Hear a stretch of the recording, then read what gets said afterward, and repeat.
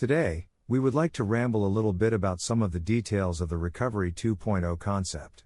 In particular, let's explore one of the four main working fluid circuits that is fundamental to the functioning of the Recovery 2.0 system. Let's take a look at the Mixed Hydrocarbon Pipeline. The Recovery 2.0 system is an innovative approach to manage the treatment of residual waste materials in a sustainable method, by treating waste as a resource, while assisting with the world's demand for clean water and clean energy by using thermal reduction. The thermal reduction approach is an energy-intense process that attempts to address the residual materials that are left over after all other recycling efforts have been exhausted. In a symbiotic sequence of reactions, designed to optimize the recovery of resources from various waste streams, the Recovery 2.0 process is an effort to manage the energy continuum, while attempting to maintain a balance or equilibrium with our environment. The majority of most common waste streams consist of a mix of hydrocarbon elements. Food and organic wastes, wood, paper, plastic and textiles are all hydrocarbon-based materials. The thermal reduction of these materials in a high-temperature process, that is starved of oxygen, allows for these complex materials to decompose into their basic elemental form. We refer to this process as pyrolysis. Within the Recovery 2.0 pyrolysis system, one of the main arteries is the Mixed Hydrocarbon Pipeline. This is the process loop, in the thermal reduction procedure, that accommodates the conversion of incoming waste feedstocks into products such as water, hydrogen and CO2. In a two-stage retort-style pyrolysis system, with a high temperature and a slow dwell time, the waste materials may decompose, in an oxygen-starved environment, into a more basic elemental form. The two main outputs of the pyrolysis furnace are a gaseous fraction and a solid fraction. The hot gas fraction contains a raw mix of condensable and non-condensable gases. The non-condensables are commonly referred to as syngas, and the condensable gases contain a mix of a wide variety of complex hydrocarbon compounds. If these compounds were allowed to condense, they would form a liquid commonly known as bio-oil or bio-crude. This mix includes light, shorter chain hydrocarbons, all the way to longer chain heavy oils and tars. In the Recovery 2.0 process, we choose to oxidize the entire hot gas mix, not allowing the condensable fraction to recondense.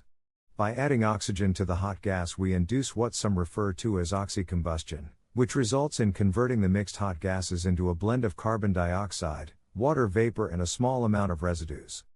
This step largely converts the mix of complex hydrocarbon compounds down into a simpler blend, while at the same time providing an opportunity for energy harvesting from the oxidation reactor.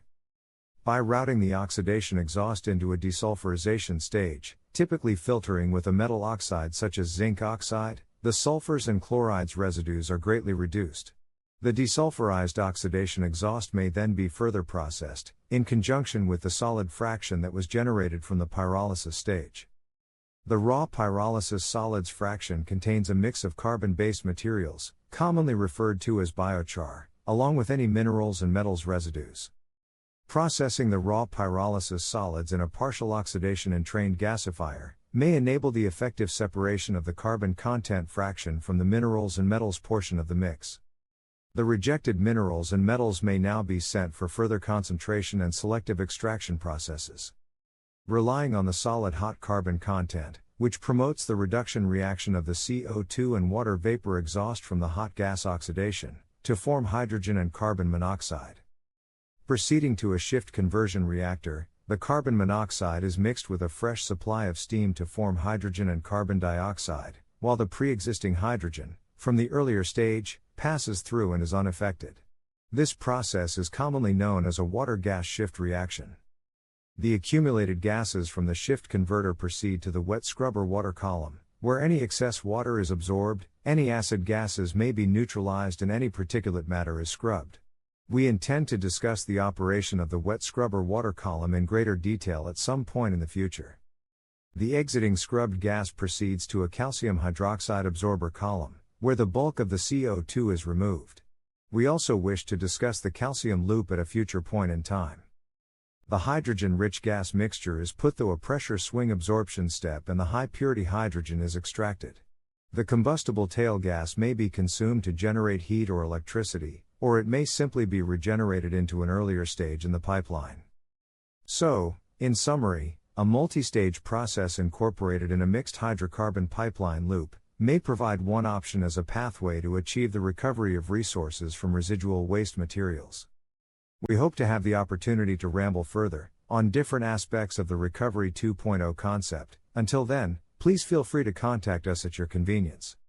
Recovery 2.0 is a project developed by Waste.net in an effort to reinforce our belief that as rational human beings, we must accept the ultimate responsibility to leave future generations with a safe and sound environment, and a world that has not been depleted of its resources.